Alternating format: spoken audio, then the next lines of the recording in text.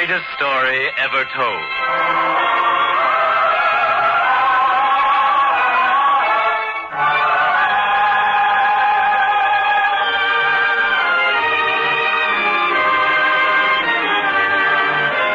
Today, we present The Loaves and the Fishes, a drama based upon an event set forth in the 6th chapter of the Gospel according to St. John, an event from the greatest life ever lived.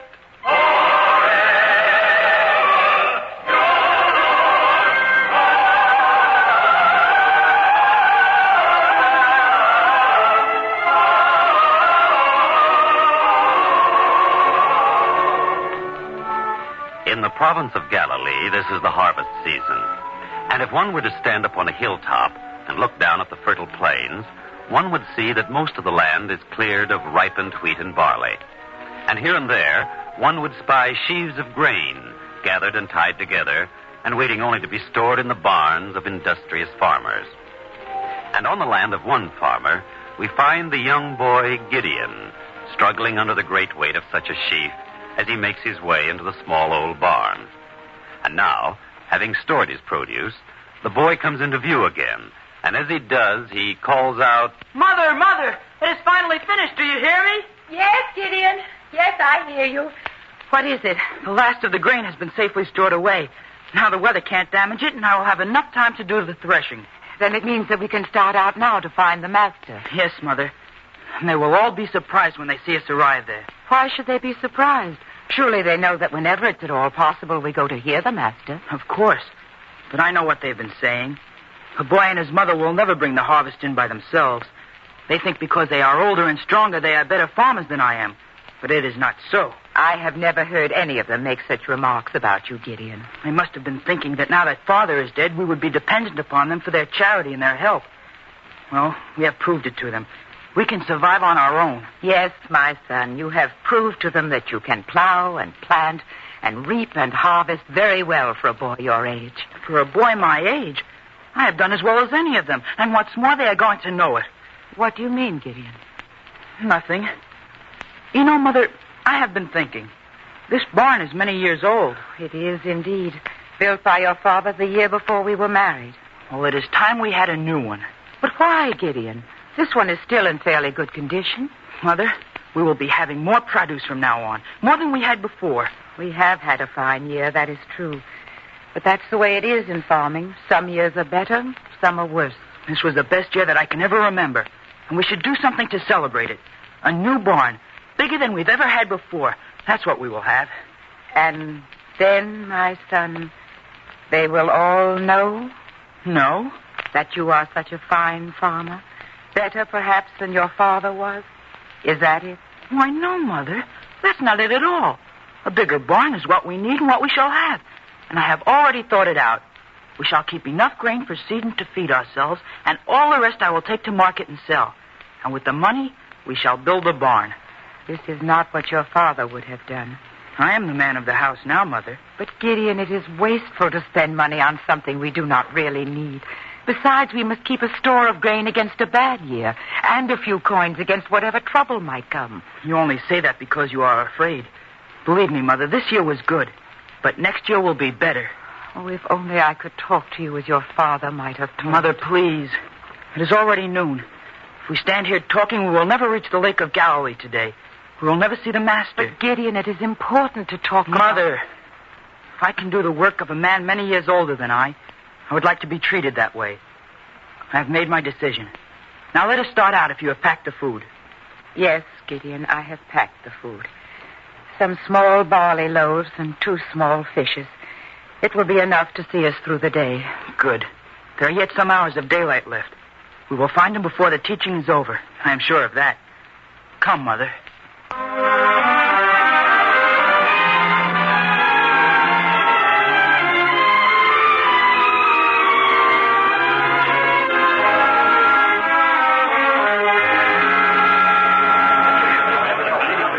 Imagine, Gideon, So many people gathered here at the shore of the lake. I've grown used to seeing hundreds of people gathered to see him. But this time, it seems like thousands, Mother.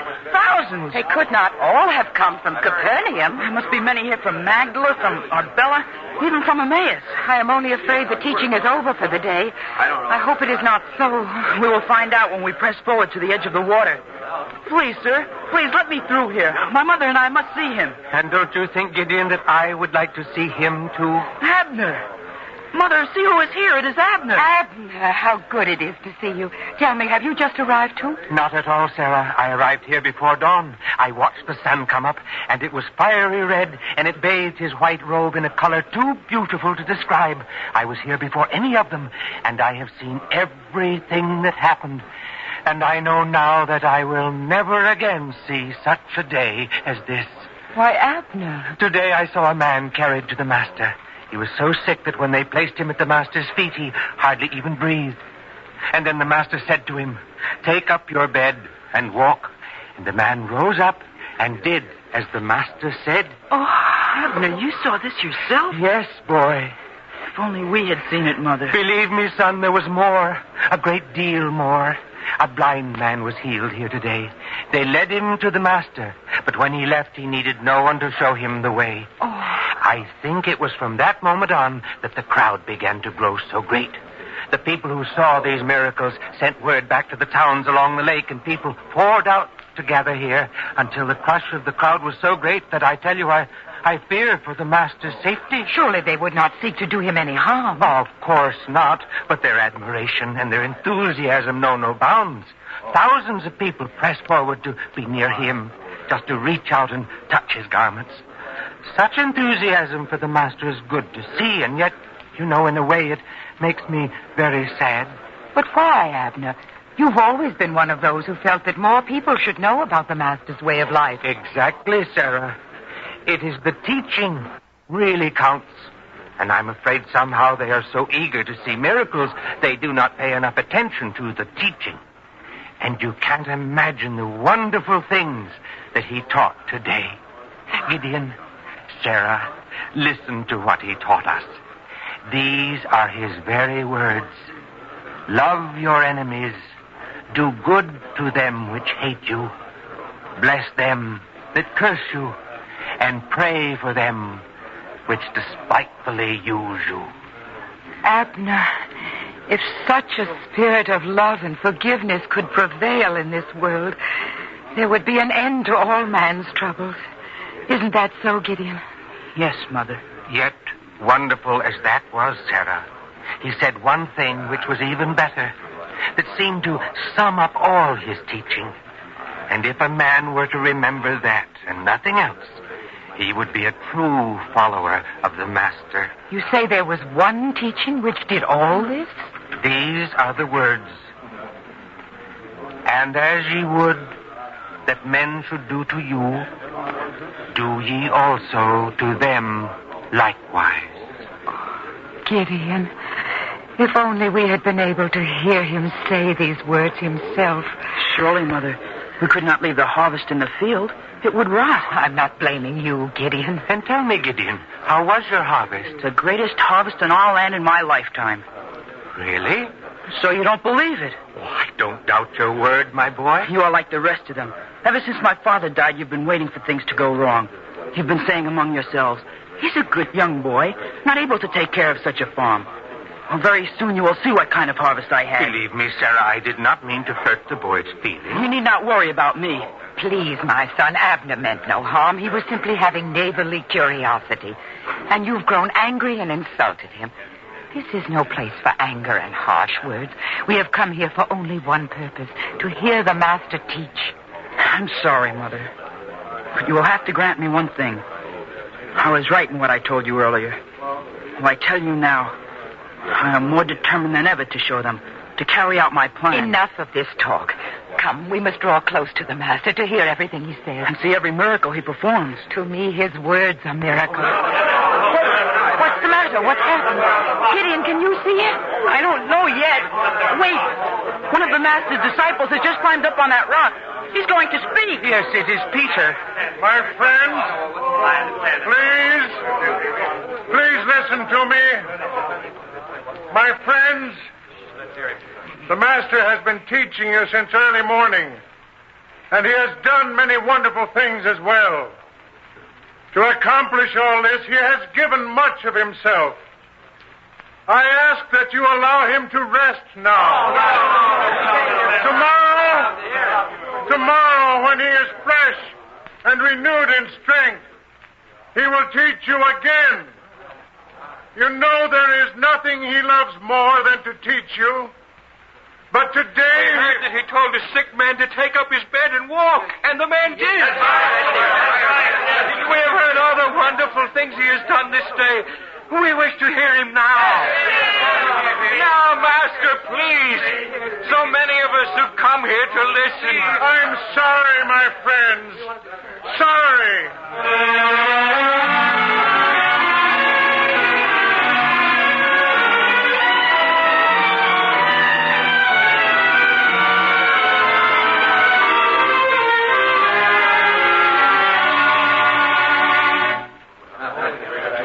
Andrew, Philip, they will not let him go. There's only one way now. If we could clear a path for him to one of the boats on the shore. Exactly, Andrew. Only when we are finally aboard a boat and out on the lake will the Master be able to rest. So you and Philip take places beside the Master, and I will make a path for you through the crowd to the shore. One side, please. Make way for the Master. One side. Master, this way. Follow me, Master. Follow me. They will not give up, Peter. And who can blame them? Yet there's a limit even to the Master's strength. We're doing what we must do.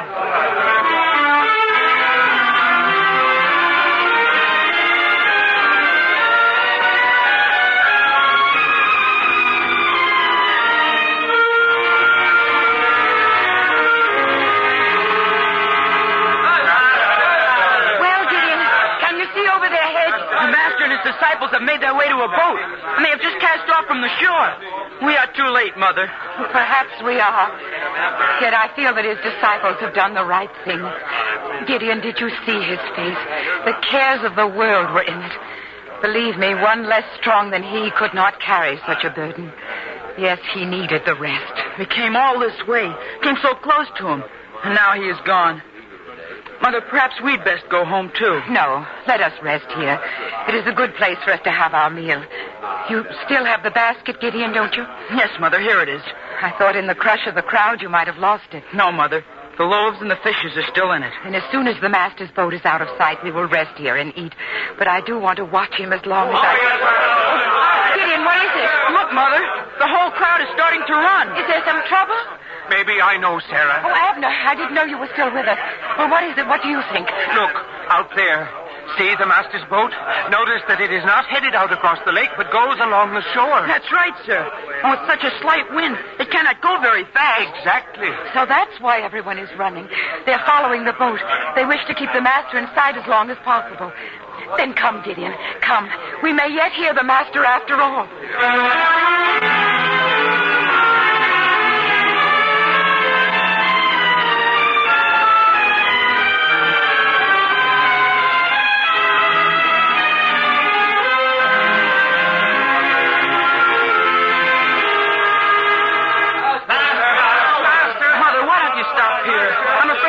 To go on.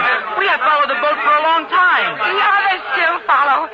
Can I show less faith, less belief in him? But you've been up since dawn. You have helped with the harvest. You're too tired. Is it only the easy things we should accept from life? We work hard for other things. We should strive hardest of all for this most precious thing, the Master's teaching. Mother, I know. I will go on by myself. And if he's going to teach any more, I will listen and tell you everything. I wish to hear it for myself. His voice alone gives me great comfort. We will go along with the others. But, Mother, you're tired and it may be useless. I am not turning back.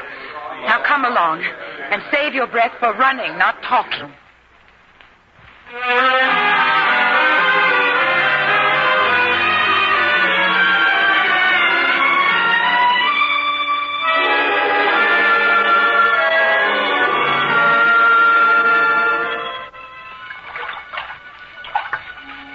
Well, Andrew, Andrew. No more wind than before. Not enough to carry us across the lake. Do you notice the master keeps a constant eye toward the shore?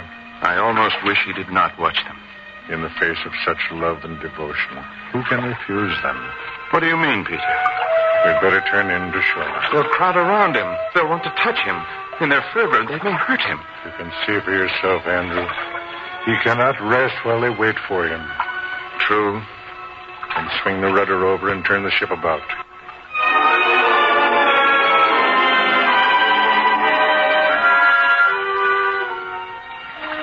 Well, Peter, soon the vessel will be scraping shore. They'll be thronging around him again. Isn't that why he was sent? To draw the people to him? I see us coming in. Their first rush as we reach shore will be like a tidal wave rising out of the sea. I'll try to hold them back, but you keep a firm hand on the rudder. I'll do my part. We should be scraping the sand any moment. I'll tell the master. Master? Peter! Peter! This way, master. This way. Friends, please. Allow the master to step on shore. He'll teach you. Only give him the chance, please. This way, master. Let me help.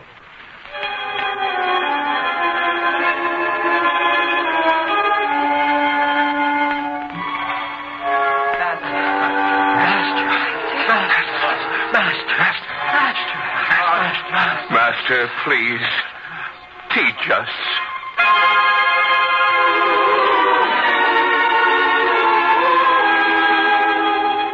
Lay not up for yourselves treasures upon earth, where moth and rust doth corrupt, and where thieves break through and steal. But lay up for yourselves treasure in heaven, where neither moth nor rust doth corrupt, and where thieves do not break through nor steal. For where your treasure is, there will your heart be also.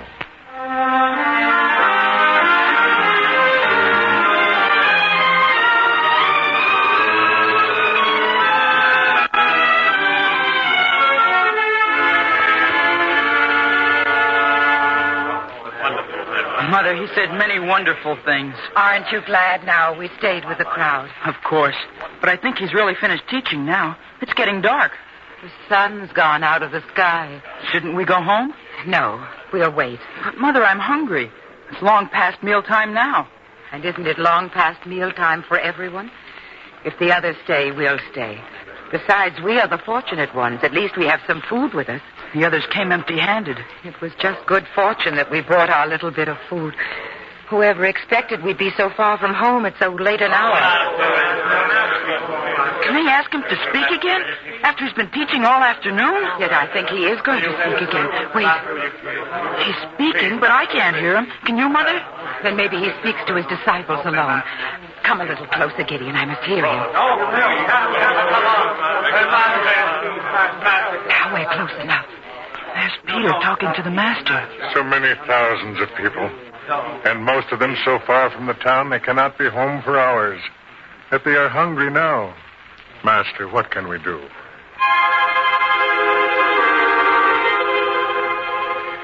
Whence shall we buy bread that these may eat? Bread, Master? For so many? We could not buy enough bread for as many people as are here, even if each only had just a little, a crust. True, Master. Even if we had the money, who could sell us so much bread? There are thousands of people, Master. Thousands. Peter, maybe some of the people brought food with them. Wouldn't they share it with the others? We'll go among them and find out who has food and who's willing to share. Yes, Peter. Come, Philip, John. We'll go out among the crowd. Mother, did you hear? Yes, Gideon. They're going to collect enough food to feed them all. But who else has food? I saw no one with any. We have so little. What good could that do? Still, if the others need it, we should give what we can. But, Mother, it would only be wasted. We could not share this with a handful of people, much less with this crowd. Nevertheless, Gideon, whatever we have, we should share. The master would want us to. Now go, give the basket to Andrew. But, Mother, what... Go, Gideon. Do as I say. Yes, Mother. Sir? Yes, my boy? My mother and I, we heard the master's concern about food to feed all these people. We do not have much, but we wish to give what little we do have to what good it might do. It's kind of you to offer it. Very kind. We thank you. Before you start to thank me, sir, look here in the basket. Only 5 little barley loaves and 2 small fishes. Hardly enough for even a few people. And still you offer it? My mother offers it. Come with me, son. This way. Where are you taking me? To the master. To the master himself? Come along. This way through the crowd.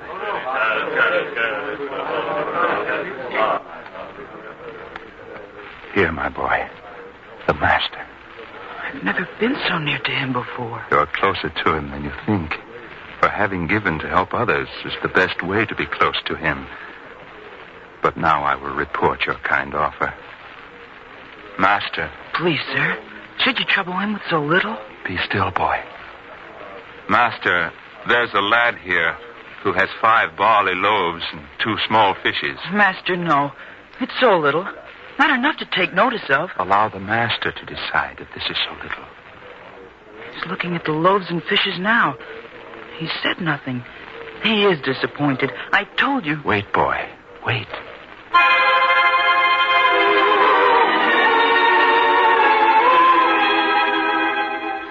Make the people sit down. Yes, master. Everyone, please. It's the master's request. Find places. Sit down. And now, master, what shall I do? He's reaching into the basket. Of course. I should have known, master. The loaves. You wish to bless them. Here, master. I'll spread the loaves out before you. Here. 5 of them. They're blessed now. But now that he's blessed the bread, who's to eat it? The choice is his to make. Wait, he's motioning to the others. Peter, Philip, John. Yes, Andrew? May I help, Andrew? The master wishes us to help distribute this bread and these fish among all the people. So little for so many? It's as he wishes, Peter. Of course, Andrew. Master, my share to distribute? But, Master, you've given me all the loaves.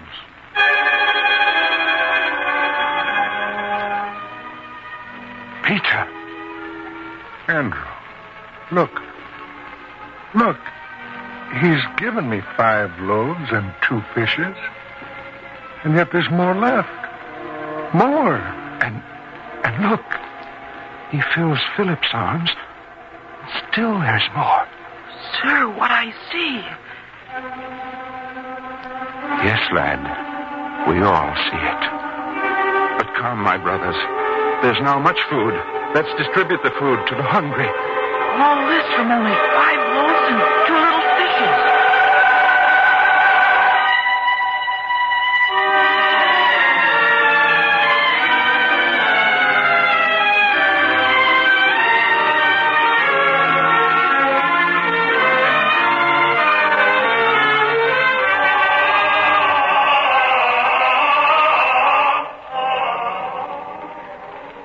And we were here, my son. We saw it. How privileged we are. Yes, Mother. As close to the master as I am to you right now. And everyone, all the thousands, had enough to eat from our little basket. We've seen a great miracle this day. Look at them now around the campfires, singing and happy. Where only a little while ago they were hungry. They've all had enough to eat. More than enough. Even we have some left over from our share. And I was ashamed to approach Andrew with the little we had to offer. If you had not insisted, Mother, I wouldn't have done it. You see, Gideon, your mother is right sometimes. Of course, Mother. Then, Gideon, remember what I said this morning. Please, Mother. I have made up my mind about that. Gideon, it shows no weakness to change your mind. It would be better to be frugal, to store up grain for next year, instead of selling it all to accomplish a vain purpose. It may be vain to you, but it is very important to me, and there is nothing for you to worry about. Isn't there? I told you. Next year will be even better for us. I have plans. How can you be sure? Because in some way these things happen. If you put your mind to it, if you work at it, there's always enough somehow. Why, the Master proved that to us. You saw it. Thousands of people, all hungry, all with nothing to eat. Only we. We had 5 loaves and 2 little fishes. And yet the Master made it enough for all of us. Something always happens, Mother. So why should we save and scrimp? Please, Gideon, I'm only advising you for your own good. I tell you, it was a sign, an omen from the Master. When there was once little, he provided a feast for everyone. Gideon, I wish I were able to show you how wrong you are. After what I've seen, nothing you can say will convince me. Oh, you, sir. Peter. Yes, my boy. Well, have you eaten enough? We have, sir. Then will you be good enough to help us? Help you? But everyone is already fed. Now that they are, we have work to do. First, may I have the food that you have left? Didn't you have enough? Surely everyone else did. Oh, I had my fill, but I'm gathering up what is left. All his disciples are gathering up the fragments now. We've already filled almost 12 baskets just with fragments. You can help. But why? What for? Because it was his word, only a few moments ago. He gathered us to him and spoke to us in these words. Gather up the fragments that remain, that nothing be lost. Sir, the Master said that? Yes, my boy. He performed a great miracle. He provided so much food from so little that we couldn't even eat it all. Why should one who can produce such a miracle care about fragments? Because it would be wasteful to do otherwise. Why should he care about waste? He can perform another miracle and produce more. Why should he be concerned about what is left over? Because one should not waste, even amid plenty. So will you help us? Yes, of course. But, sir, Peter, may I talk to my mother for just a moment, please? Surely, son. But remember, we'll be counting on your help. Well, Gideon, what was it you wanted to say? Mother, I want to say I was wrong. That I'm sorry. I never expected that the Master himself, who can work such miracles, who can create such plenty out of want, that he would care about the fragments, would worry about their being wasted. You must be right, Mother. I know it now. If God provides in abundance, isn't it sinful for us to waste what he has provided? Is it right to repay his goodness with wastefulness? You see, Gideon, it's our duty to preserve his gift, even as the Master has instructed his disciples to do now. We must make use of the blessings of God in such a way as the Master said, that nothing be lost.